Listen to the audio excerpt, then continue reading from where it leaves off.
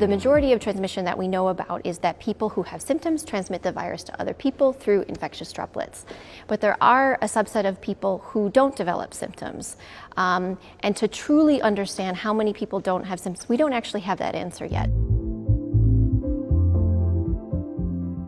So when we say asymptomatic, we mean somebody that does not have symptoms and does not go on to develop symptoms. Truly no symptoms. We know a number of them who are reported as asymptomatic actually may have mild disease.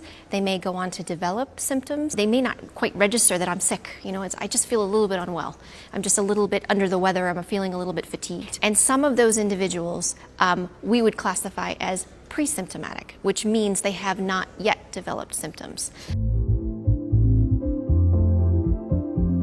We know from some of the viral shedding studies, from some of the lab work, that there are people who are infected with COVID-19 that can be PCR positive, that can test positive 1 to 3 days before they develop symptoms. And that's something that we've known for quite some time now. What we need to better understand, and this is one of the major unknowns, is what proportion is contributing to transmission.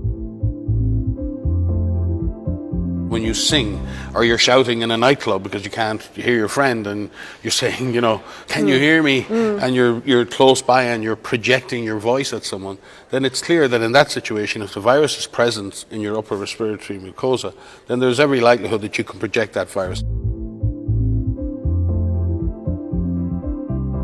The last couple of days have been the highest number of daily cases in the world. So in terms of pandemic generation, we are still very much on the upward climb on this mountain. But what some countries have shown, many countries have shown, is if you go at this in a very systematic way, and you use a comprehensive approach, that there is enough stoppability in the virus. We've seen that with the physical measures, social distancing. We've seen it with surveillance. And we have some choices to make as a society, because it is clear if we can identify cases and their contacts, and we ask those contacts to quarantine themselves, and we support them in that quarantine, that can be a very successful way of both stopping the disease and avoiding large-scale lockdowns in future.